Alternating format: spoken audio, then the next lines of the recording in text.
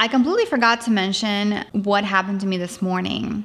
So the whole point of me recording this video, right, was to talk about these codependency traits and how they affect how people treat you, reply to you, respond to you, how people and places and things play out in your reality, depending on what you're giving off, what you're emanating. And like I told you guys, I found myself having some of these codependent traits with a man who I was very much attracted to. And I basically put myself through the process that I take my clients through. And I set myself down and I did the analysis and all that stuff. And then I tuned myself into the preferred reality. I was like, okay, like let's just drop all the circumstances that are making me feel so unhappy, because I felt like I wasn't being heard. I wasn't getting my needs met through this person that I really, really liked. And I was like, okay, let's just stop. And then I was like, what will be my ideal preferred circumstance? And I just described it as vividly as I could.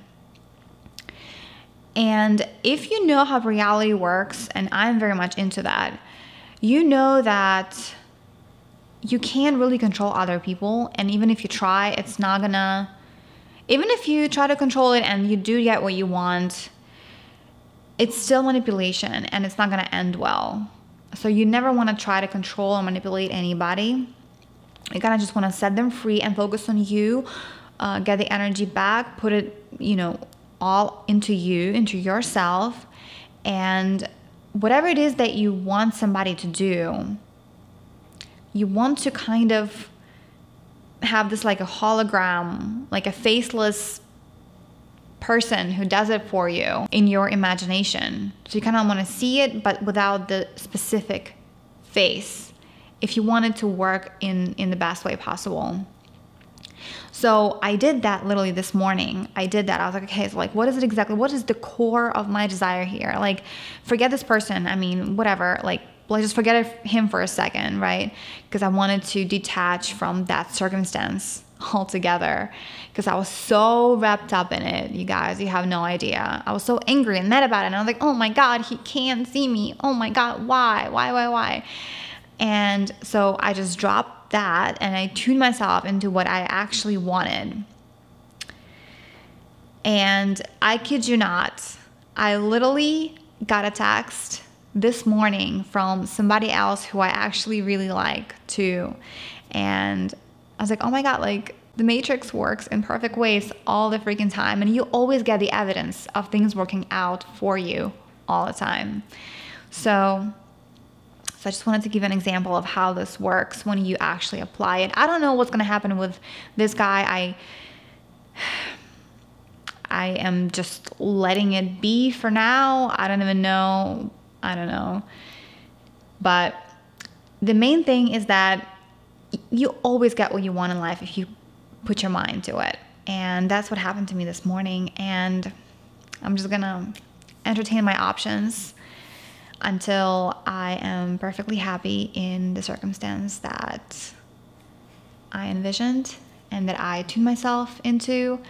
And returning to that feeling more often helps reinforce the reality, the reality with your desired outcome manifesting quicker. This video today was inspired by some of the recent events that I have experienced in my personal life, as well as some of the circumstances I have found myself in. And even though codependency is not something that I really struggle with anymore, just because I have done such a tremendous amount of work on myself in the past few years, that it's something that is no longer really active in my vibration, in my being.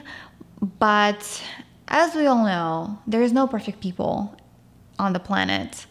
And it's not really about being always perfect, right? In your reality, present, in the now, and just knowing what to do in every single situation and doing it perfectly where everything is just lines up for you and just plays itself out exactly as you envisioned or whatever the case. No, it's not about that at all. You can't be perfect 100% of the time. You just can't. It doesn't exist. It doesn't happen. It doesn't work like that in the universe. It's all about noticing when you have fallen into the trap and pulling yourself out of it. That's what makes a person great. Noticing it and then pulling yourself out of it. Knowing how to do that correctly is what makes all the difference. So today we're going to be releasing codependency because that's what happened to me recently. I found myself falling into the codependency trap, and a good thing that I know how to do self-analysis and I can course correct because this is essential. I mean, it's just a complete 180, from especially my past self. I have a feeling this video is going to help a lot of people out there who may be struggling with similar things. So in this video, we're going to be talking about codependency, what it is, what are the codependent traits that people may have in relationships, and ultimately what to do about it, how to shift the energy dynamic and how to shift the tables where you are no longer codependent and you're no longer responding and falling into somebody else's frame, so to speak, but it's the other way around, where it's them obsessing over you. It's them falling into your trap. Not that you have a trap, but like it's them basically. It's them following your rules. It's them responding to you. It's them falling into your frame instead of you falling into theirs. And when they are the one who fall into your frame, that's basically you being magnetic. It's basically you being attractive. You want that. So that's what we're going to be touching on in this video today. Make sure to like, subscribe if you like this kind of stuff. Leave me comments below what you think, your thoughts. Let's get into it. So codependency, what is it? Codependency is usually, really, is a tendency to do more than you have to in a relationship. And usually when you do that, you find yourself hurt, like feeling hurt, that people don't recognize your value or your efforts. And in its core, it's a very unhealthy dependence on relationships. And I'm not talking just about romantic relationships. I'm talking about all kinds of different kinds of relationships. It can be coaches that offer free things, and then they wonder why nobody buys from them. It can occur in a romantic relationship where you're so much giving all the time, and the person, the one that you want to give back to you, like you want them to spend more time with you, you want them to call you more, whatever it is that you want from them, they're not really, you're not feeling that you're getting them from them, even though you are like the nicest person to them and you always reply to them quickly, and kind of like at their beck and call all the time, and then you wonder why they don't want to buy you flowers or take you on nice romantic dates and stuff like that, like do like big things for you, will make you feel significant in their life, make you feel noticed and appreciated, right? Like that's the kind of codependency that I'm talking about. Or well, that's how it shows up in reality, right? So codependent people usually are very much afraid of rejection. They're afraid of being criticized. They are afraid of opening up. And when they're afraid of opening up, they're afraid of being vulnerable. So they think that people will not like the real them, so they try to put on this mask, or they try to just, by wearing the mask, they try to hide their true self because they think the other person might not like the real them. They're afraid of conflict, and they're also afraid of being out of control. And situations and people like that can trigger a huge sense of anxiety for them. So they will do anything they can to hold on to a relationship, to avoid having the feeling of abandonment or being hurt or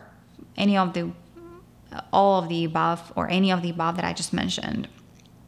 They also are seeking and having an extreme need for approval and recognition. They want to be seen by the person who can't usually see them. It's just a very twisted and weird dynamic. And here are some of the codependent traits. So you know that you're codependent if you find yourself feeling used and underappreciated. If you're feeling responsible for solving other people's problems, right? If you're offering advice even if it isn't asked for. That's a big one, because I see it all the time. And a lot of the times I have to catch myself before I say something, before I give free advice, because it's better to stay neutral and not, it's not good to do that. Expecting others to do as you say is another form of codependency. Lying to yourself and making excuses for other people's bad behaviors is another big one. Difficulty making decisions and difficulty adjusting to change are another two big ones.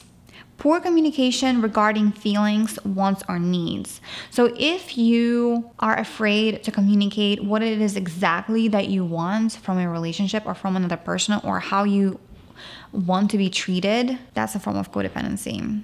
Hello, welcome. And I see it a lot, like in people where instead of communicating to another person what it is that they don't like, right? They think, oh, like it's complaining, blah, blah, blah. Like I'd rather just like shut down. No, you gotta say it. If you don't like something, say it. Say what you prefer them to do. So say, okay, I don't like this, but I prefer you to do this, Just be open with your communication. It can solve so many problems. Oh my God, this is just insane. And all of it comes from the fear of rejection. People think if they don't say what it is exactly that they want, it might trigger the other person. They might run away, they might dislike them, or whatever it is. The fear of abandonment, right? Like, they will abandon me. Oh my God. If I tell them that I want marriage and kids, this is so stupid. If you're a woman that is afraid to tell somebody that that's what you want, or that you want a solid relationship, that's another one that I commonly see, right, in some of my girlfriends, clients, what have you. Like, that's their true core desire, to have like a good, solid man by their side, who they have like a solid relationship with. They go on dates, they are afraid to communicate exactly what it is that they want. They say, oh no, like I can just play the stupid friends with benefits game. Because guys are normally afraid of commitment or whatever the hell. Like, you should not care what guys or what somebody else is afraid of. It's not of your concern. It shouldn't be any of your concern at all. You got to think about, what do I want? What do I want? Who cares what they're afraid of or whatever? What do I want? And then you communicate it. And then you will, if you don't communicate it, you will never get it. You'll get this mixed bag and this stupid, and that's how people get into these stupid relationships where they're unhappy and their needs are not being met, and it just, oh my God, it can get so messy, so messy. If you get honest with yourself and you clearly communicate to other people what it is that you want, trust me, you will get it. There will be that one who will say, oh my God, thank God. Like, I want that too. Thank you for being so clear and open about it, because I want the exact same thing. And when two people meet with the same exact intention, 1 + 1 = 11 instead of 2, right? It just becomes this magic. And of course, along the way, you will meet those ones that will say, oh yeah, I don't want a relationship. I just want like friends with benefits, or whatever, like, or you will hear them say, I'm not ready for something that you're ready for. Okay, great. Thank you. I usually get excited when I hear something like that. I usually get excited, like, not something like that, because like I used to get stuff like this, and then I did the work on myself that I did, right? And I stopped getting it. So now I run into some other problems, but not that anymore, thank God. But anyway, like, every time I hear something that they might say that is not what I'm looking for. Like, one of the recent things that I can share with you guys is the 50-50. I am not a 50-50 girl. Like, I don't do 50-50 ever with nobody. So one time I had a phone conversation with a guy, and we had a really good conversation.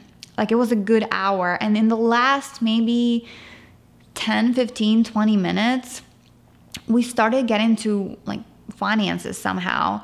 And it came out. He said it. He was like, yeah, I like the 50-50 thing. And that's what I do. And I was like, oh my God, great. Thank you so much for bringing this topic up and bringing this stuff up, because I'd rather know this now and say goodbye to you. I mean, I didn't say it that way, but I thought it in my head. Than, waste so much time, and then, I mean, it's just a waste. Yeah, nobody wants to waste time. Nobody has time to waste. Nobody. It's just, yeah. It's better to know these things sooner than later, because the longer you wait, the harder it's gonna be to break it off ultimately. So if you don't see it working out right away, if it's not what you want right when you are talking about it or seeing it or whatever it is, if it's not exactly what you want, it's better to just let it go. So the point being is, I usually get excited when things like this come up, something that I don't like, that I don't prefer, something that is not really up my alley. And especially if it's something that is pretty much like a non-negotiable for me. It just has to go. It's like, oh my God, thank you so much for being so honest with me. And I'm so glad and happy that we got into this thing. So that way I don't have to waste any of my time, and I don't have to waste any of your time. So yeah. And then some of the other codependent traits can be taking everything personally. It's like, no matter what happens, if they're feeling off, for example, you think, oh my God, like, did I do something? Did I cause this? Like, it's all about you. You always take it like, you always think that it's all about you. It's not. I'm here to tell you, relax. It's not about you. It's probably they have some shit that they cannot handle, or they have difficulty handling. So don't worry about it. It's not you. And then codependent people have this general sense of helplessness, right? Anxiety and depression. They just don't know. They're always in their thoughts, and they're always obsessed about things that are not working out, and they're afraid of all these like different things that I mentioned before, right? The criticism, the being vulnerable. They're afraid of being rejected, and that's why they try to hold on so much to something that will never actually work. They also feel like a victim all the time. If you feel like a victim, it is usually very unattractive to the other person. Usually a victim attracts a victimizer, a murderer who will want to destroy you. And then a victim attracts a victimizer, but they don't realize that, I mean, that's what you do. Like, if you don't want to attract a victimizer, somebody who will hurt you, stop being a victim, Another thing that they do, another thing that codependent people do, they people please all the time. Again, because they don't want to be rejected or hurt or abandoned. So they will try to do everything in their power to be liked by another person or other people or whatever. Obviously, they are afraid of rejection or being unloved. And a lot of these things come from childhood. They feel like they didn't get the love that they wanted from their parents, so they thought that they needed to be different or they needed to do something in order to get that love. So that's where all the roots, codependent roots, come from usually. And they always are angry at the world, and they are chronically unsatisfied with everything. So they're always angry and always unsatisfied. Feeling angry here and there is fine. Anger in and of itself is a really good feeling, emotion, whatever it is. But if you're chronically there, that's when it is a problem. And that's where it becomes like codependency. So here's what to do if you want to shift out of the codependency dynamic, right? And turn the tables and shift everything so that way you're free from these unhealthy attachments. And once you break free from the unhealthy attachment, you will become irresistible and magnetic and extremely attractive by default. So first things first, you have to notice that you have some of these codependent traits.